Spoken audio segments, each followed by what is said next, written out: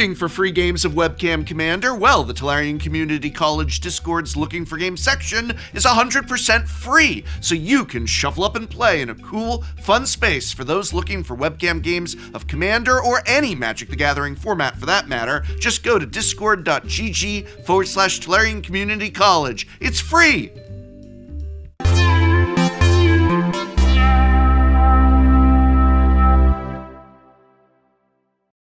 The Fallout pre-constructed Commander decks look nothing short of awesome. Once again, Wizards of the Coast has knocked their collaboration with an outside game company out of the park. With 4 pre-con decks chock full of sweet new designs and great reprints, each helmed by one of 2 3-color commanders, you can't go wrong just picking one up to shuffle up and play with. But there are also a ton of awesome new potential commanders hiding within the 99s of these commander decks. 45 non-face card legends. That's so many! So with all of these new commanders to choose from, you may find the process of picking one to build a new deck around rather daunting, but fear not, I've got you covered with a banger of a commander deck for you to take for a spin. Fight the Good Fight, helmed by none other than 3Dog, Galaxy News DJ.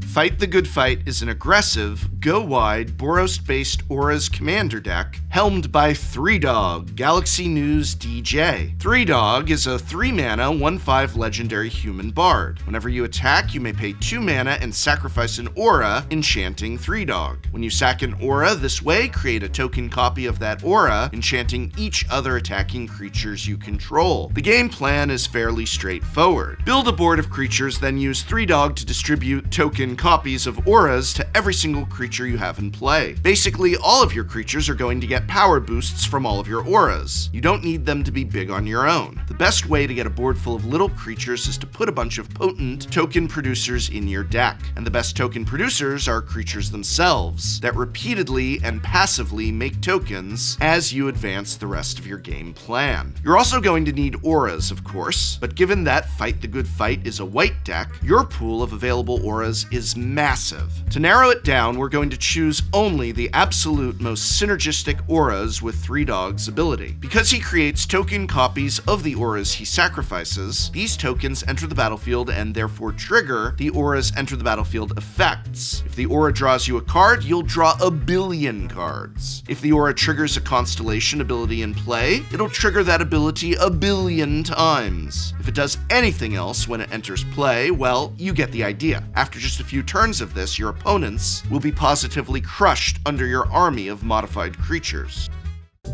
Aggressive strategies in Commander face an uphill battle compared to 1v1 formats, with 3 times as many opponents packing 3 times as many blockers and 3 times as much interaction. Not to mention you need to deal 100 more damage to cross the finish line. 3Dog's ability is perfectly catered to addressing this obstacle. Sure, your creatures start out small, but they'll get bigger exponentially as you put more and more auras on them. Now, normally there's a significant downside to auras. That is, when your opponents remove a creature you control enchanted with an aura, it's effectively a 2-for-1 for them, since they destroy both your creature and the aura. But with 3Dog, this downside is mitigated too, since both the token auras and the token creatures they enchant are the very definition of expendable. The amount of value you accrue off just your first attack step after getting 3Dog online will be impressive, but just wait till you get multiple attacks off. You will be blown away by all the cards you draw and damage that you do. Perhaps the best part about this deck is this. 3Dog is going to be a removal magnet for your opponents, but once 3Dog's ability has successfully gone off, he's essentially going to be the least threatening creature on your board. Your opponents are going to have to choose between temporarily removing your engine in 3Dog to slow you down or deal with the actual threats on the board. The army of creatures you have in play, augmented by token auras. I cannot convey to you how powerful of a deck this is. Let's now take a look at the key cards in the list.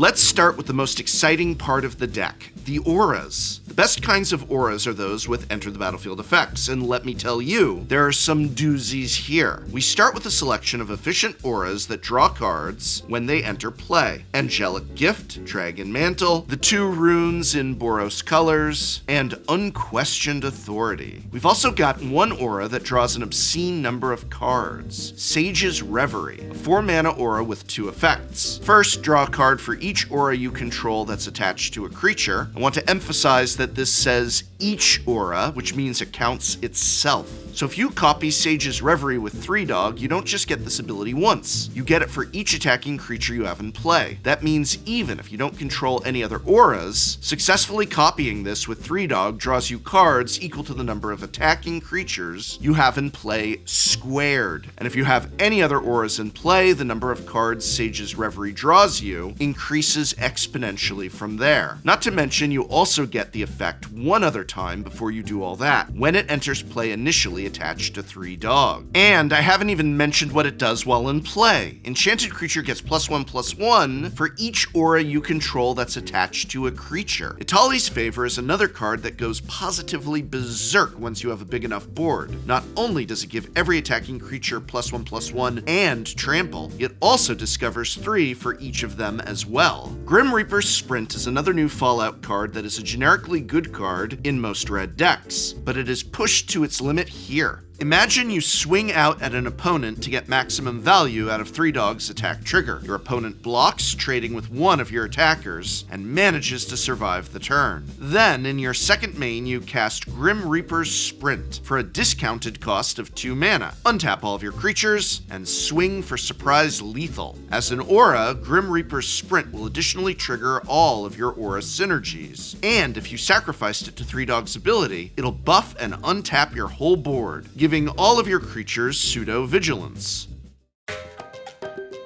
Okay, so those are the wildest ways of abusing 3-Dog's copyability. But how about ways to just push a bunch of damage? Ethereal Armor, All That Glitters, and Daybreak Coronet all provide massive power and toughness boosts to your whole squad, as do cards like Bravado, Eidolon of Countless Battles, and Mantle of the Ancients. Mantle of the Ancients is particularly useful, as it will bring back any auras you happen to have in your graveyard from past 3-Dog triggers. Boon of the Spirit Realm isn't an aura, but it is still an enchantment. For each token aura that hits play, you'll be getting a blessing counter on the boon that translates to a huge stat boost to your entire board. Battle Mastery gives your squad double strike, while cards like Spirit Mantle, Unquestioned Authority, and Angelic Gift all make your creatures hard or impossible to block. There are other auras that make combat especially favorable too. Timely Ward makes your squad indestructible, while Daybreak Coronet and Felidar Umbra give your creatures lifelink. Chains of Custody is effectively a Plague Wind when copied by 3-Dog. Even better than Plague Wind, actually, since you can exile any non-land permanent with each trigger. Then there's a collection of auras that help add to your board presence. Cartouche of Solidarity, Nurturing Presence, and Cathar's Call all create 1/1 tokens. Let's not forget Honorary Aura, Witch's Mark, which loots when you cast it, then creates a Wicked Roll attached to your 3-Dog that you can copy for your entire squad. And of course, how could I resist putting Eldrazi Conscription in the deck? Conscription's 8 mana value makes it a late game card, of course, but with how many cards you draw in this deck, it's not that unrealistic to get 8 lands in play. The other downside with Conscription is you don't get the Annihilator triggers right away, since the creatures already have to be attacking in order for 3-Dog to copy Conscription. But that's okay, they still get +10/+10 and trample. And hey, if you don't win the game on the spot, your next attack step will give your squad the Annihilator triggers they deserve.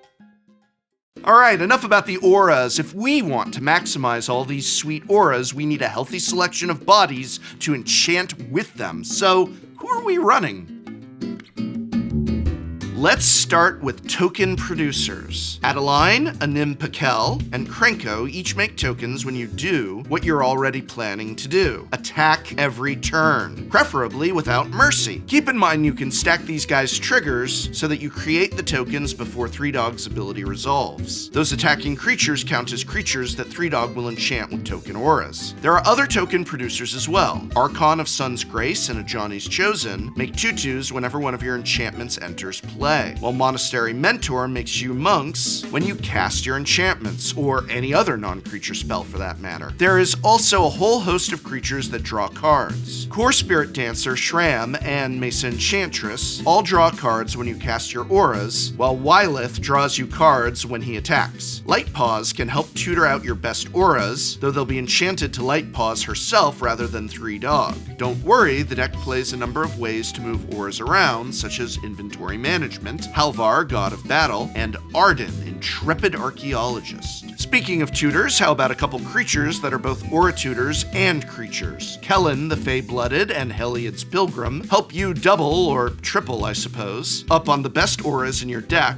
with a nice body to tag along with it. Kellen's body is especially well suited for this, providing his own huge boost to your damage for each aura you enchant to him. Apart from that, we have a few more unique effects from the creature slot. Rayav gives your enchanted creatures double strike, while Cole lets you buy back your best creatures when they die while enchanted. For those you can't buy back, that is, token creatures, Cole doesn't leave them out of the fun. They get +1/+1 for their noble sacrifice. Umbra Mystic gives all your auras totem armor. That is, you can destroy them instead of the creature they enchant. This gives your board a ton of resilience. Archon of the Wild Rose is another huge damage booster, giving your enchanted creatures base power and toughness of 4/4 and flying. Lastly, Tiana, Ship's Caretaker, pairs nicely with 3-Dog, buying back the auras you sacrifice to him at each end step so you can copy them again. Okay, so we've got a bunch of awesome auras and creatures that we want to enchant with them, but how will we have the mana to pay for all of this? We're in Boros after all. Even though we are in Boros, we've got some mana acceleration that is incredibly synergistic with our deck. Our primary ramp comes in the form of cost reducers, a quartet of creatures that provide mana discounts to your auras. Hero of Iroas, Starfield Mystic, Transcendent Envoy, and Danitha Capuchin. Codsworth, an all-star new Fallout card that I highlighted in my Best Commander Cards from Fallout video, click here or linked in the description, is just as much of an all-star here, tapping for 2 whole mana all in its own. Sticky Fingers is an awesome source of treasure that you can copy with 3-Dog early to start getting a great boost of mana in the mid-game. Apart from that, there's not much ramp. With a deck like this, you're better off relying on making land drops and just casting spells on curve rather than trying to accelerate your game plan with mana rocks that are off script. You're going to draw so many cards that you'll be positively overflowing with lands, so no need to put more than your allotted 1 per turn. Oh, but there is a soul ring, because obviously there's a soul ring. There's always a soul ring. The rest of our deck is made up of Recursion, Protection, and a few choice pieces of interaction. Open the vaults and retether return all your auras to play for a huge swing in the late game. Open the Armory, not to be confused with opening the vaults, gives you just a bit more tutor capabilities so you can find that Grim Reaper's Sprint, Sage's Reverie, or Chains of Custody. Swiftfoot Boots is another important card to find if you can, as it will protect 3-Dog from any spot removal your opponents may so rudely point his way. All the cards that make up most Boros interaction suites are here, from efficient removal like Swords to catch-all stuff like Generous Gift and Chaos Warp. Your sweepers are chosen carefully to not interfere with your own game plan. Winds of Wrath leaves your own board alone while wiping your opponents, while Blasphemous Act destroys everything with 13 or less toughness. Your creatures may legitimately all have more than 13 toughness, or they'll just be indestructible thanks to Timely Ward. The mana base is mostly just for casting your spells, but there's a few utility lands as well. Hall of Heliod's Generosity is an additional aura recursion. Axeguard Armory can tutor up both Swiftfoot Boots and whatever your best aura happens to be for any given situation. Fight the Good Fight is also one of the few Boros decks that legitimately makes use of Reliquary Tower, because again, mark my words, you'll be drawing a ton of cards. And there you have it, Fight the Good Fight, a Boros deck strong enough to dispel all the stereotypes about Boros decks in Commander. Well, maybe help dispel them a little bit. But 3-Dog is just one potential commander from the Fallout Precon decks. Which non-face card Fallout Legend are you most excited to build around for your next commander deck? Let me know and I might just do a deck tech around it. And what are the best Fallout cards for commander from the 99? Check out our list here where we cover not the best new cards from Fallout to make as commander, but rather to put within the 99 of your existing or soon-to-be commander decks. And remember, the Looking for Games section on the Tolarian Community College Discord is 100% free. So if you're looking to get webcam games of Commander, or just about any Magic the Gathering format for that matter, all you have to do is go to discord.gg/Tolarian Community College, and you can start playing webcam Commander or Magic the Gathering for free on an awesome Discord server, the TCC Discord.